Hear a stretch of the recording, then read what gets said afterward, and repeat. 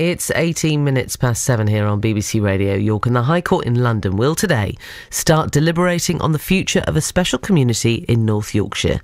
The Camp Hill Village Trust cares for people with learning disabilities who live with families of unpaid volunteers in the village of Botton in the North York Moors. Now, Jules Bellaby is live there in Botton for us this morning. Morning, Jules. Yes, morning, Georgey. The background to today's High Court hearing is that for 60 years the village here has traditionally been based around what are called co-workers who are unpaid but receive free accommodation, food and other expenses, and they live alongside those with learning disabilities as a community. The trust which runs the village says it's been obliged by Revenue and Customs for tax reasons to change that status, making the co-workers employees and then pay them a salary.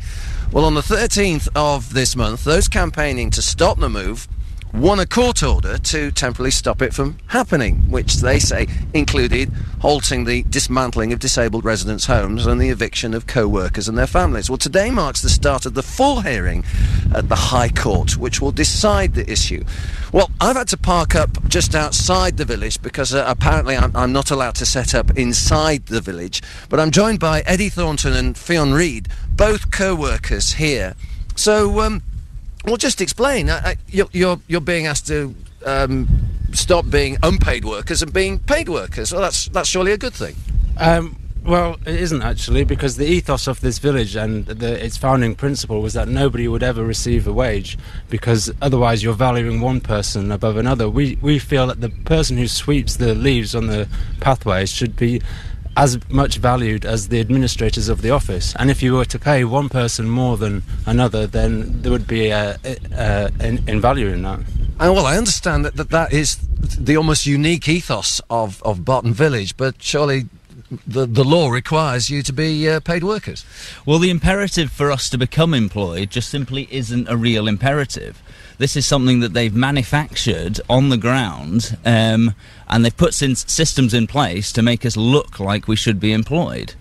There's been no consultation with us. The whole idea works on trust, and that trust is gone. So, in effect, then, are you alone in thinking this, or is this strength of feeling from workers like yourselves universal? Absolutely. The vast majority of co-workers are fully behind what we're doing, as are the villagers and residents of Botton, as is a vast majority of the employees here. We've had a great relationship with employees for the last 40, 50 years, and they are, the vast majority, 100% behind us. Well, obviously you've succeeded in the first round of the legal battle in getting the court order. What are you hoping for today? Well, we're hoping to have an injunction granted that will preserve the status quo, and will lead to a court case where we'll take them for acting against their very aims, their articles and memonarts, and we're hopeful. Eddie, is there any merit at all in the trust case as far as you're concerned? I mean, they will argue that it's a legal requirement. And that's the line they keep trotting out. If you go to HMRC and say, hey, do you want some more tax? What do you think they're going to say? This is HMRC responding to a particular set of information that the trust has presented to them. Nobody else has ever been able to see that information. And we have an agreement with HMRC that still stands, and it's one that works in many other communities, including 2 in Scotland that have managed to demerge from CVT, where they continue to work in this model, co-worker model, within the remit of HMRC. It's a complicated argument. Many listening now will say, well, hang on a minute, what is the big problem about you being paid? Or is it just down to the fact that you're losing benefits, you're losing your free accommodation, you're losing your free child places at schools? Well, on the free education and the benefits of co-workers, one thing that's bandied around a lot, which is completely incorrect, is the school here. It's not a private school, it's a community school. And it's an undertaking by all the co-workers here in Botton that we pay a contribution, whether you have children or not, to the school and the fees that are required. Now, it's an aim of the trust also to promote Steiner education, something which, along with many other aims, they seem to have forgotten. them. And of course, you Eddie, went to the school. I did go to the school, and I believe it helped to form me into the man I am today. And it actually attracts some wonderful people to the community who otherwise wouldn't come. They come so their children can benefit from the Steiner School, which is something that they really believe in. And so we've got the benefit of attracting some absolutely wonderful people to come and work in our community. It all sounds a bit idyllic. I mean, for instance, do any of you pay taxes then? Is that part and parcel of the thing? We don't know, because our expenditure is always below that threshold. We don't spend a lot of money. They band figures around that families cost £65,000 to £100,000. Now, what a colleague of mine had this scrutiny thrown at him, so we paid for a financial expert to come and have a look at his costs. Instead of the £65,000 that they gave, which they can't substantiate, it came to £16,000. Now, he receives £14,000 from the school.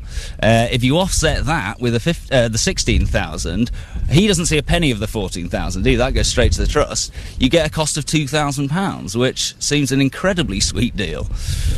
At the heart of this has got to be the residents, and 80% of them have signed a petition saying they don't want these changes to happen, and that has been completely ignored by the trust. They're all living in fear now that their family homes are going to be destroyed, and we fear that their psychological health and their physical health that is far superior to their contemporaries outside the community is going to fail because of it. Because that's the ethos of the place. The fact is that you're co-workers, but the idea is it's a family setup. Absolutely, we live in family homes, and that's one of the things that if we take employment, we're not going to be allowed to do anymore. Under European working directives, we're going to have to live separately from the people that we've always lived with, and that is completely against the ethos of our community. So this legal argument continues today, and is it the High Court? I think, as I say, you're hoping for. I don't know, obviously a win, but you're hoping from what today?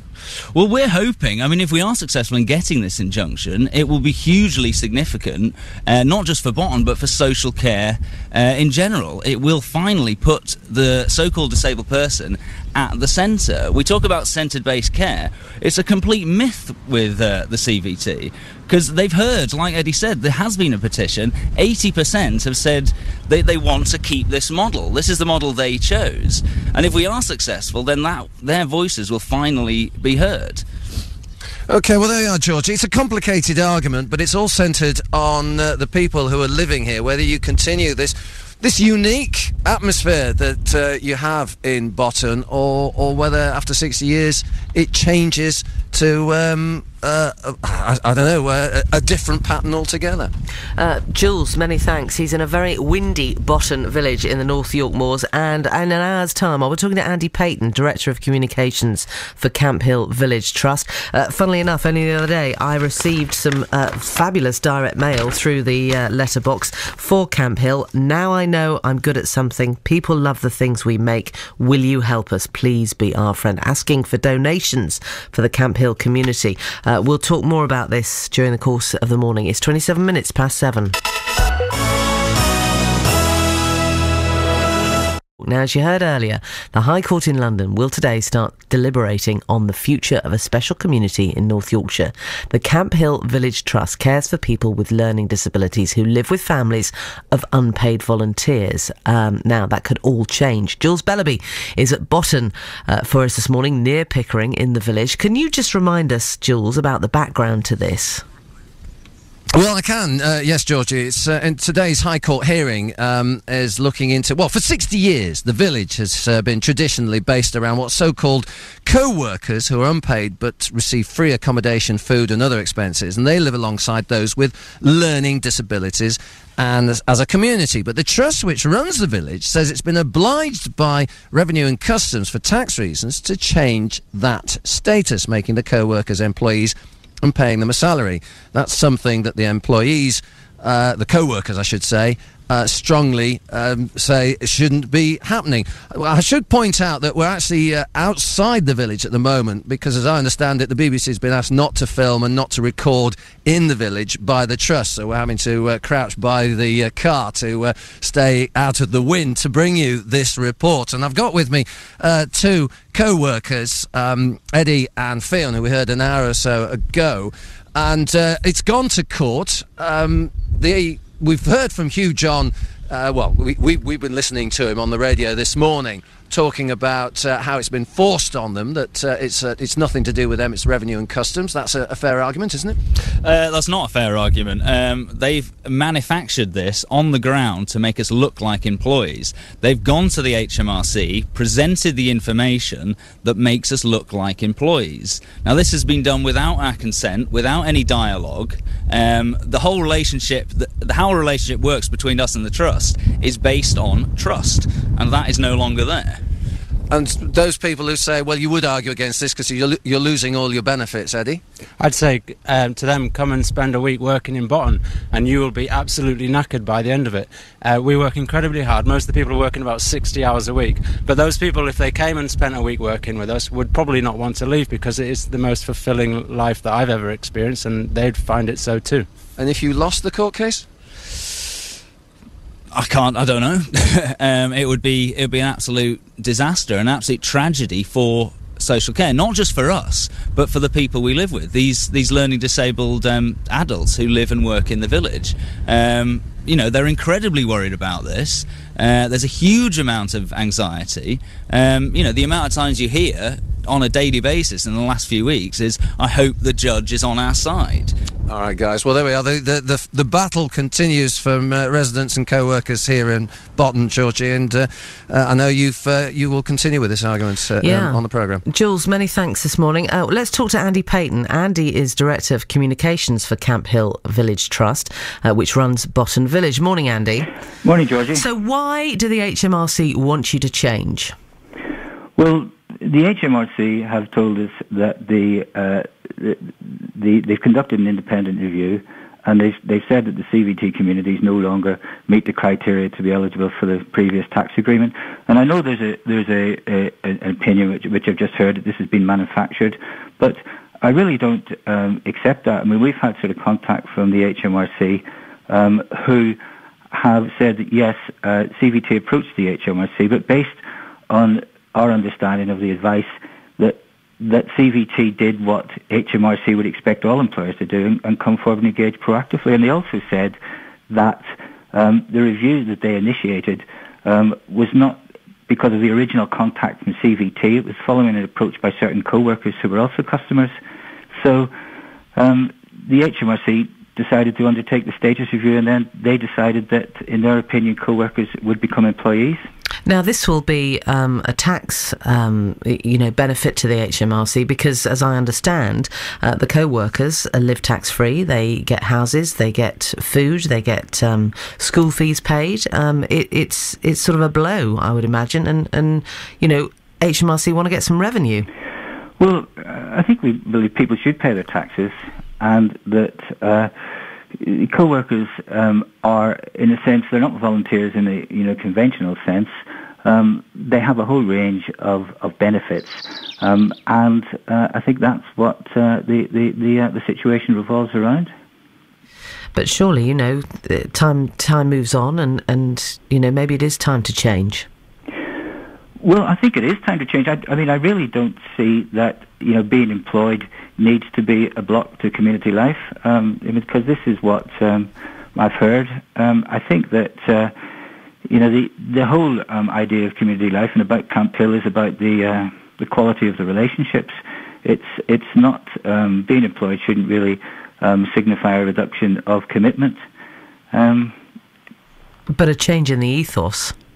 Well, really, I'm not sure if it is a change in the ethos. We've got other CVT communities. We've got a CVT community in Malton. We've got a CVT community in Middlesbrough who've moved to employment. But it's not just within CVT. We've got other Camp Hills in the UK, in England and in Scotland, where it's the work is done by employees, and in other countries internationally, in Germany and South Africa. So I think this idea about the ethos going to be destroyed because of employment, it doesn't really stack up for me. Many thanks this morning. Very good to talk to you. We've been talking about Camp Hill. That was Andy Payton, Director of Communications for Camp Hill Village Trust. Your thoughts, please. 81333. Start your message with the word York.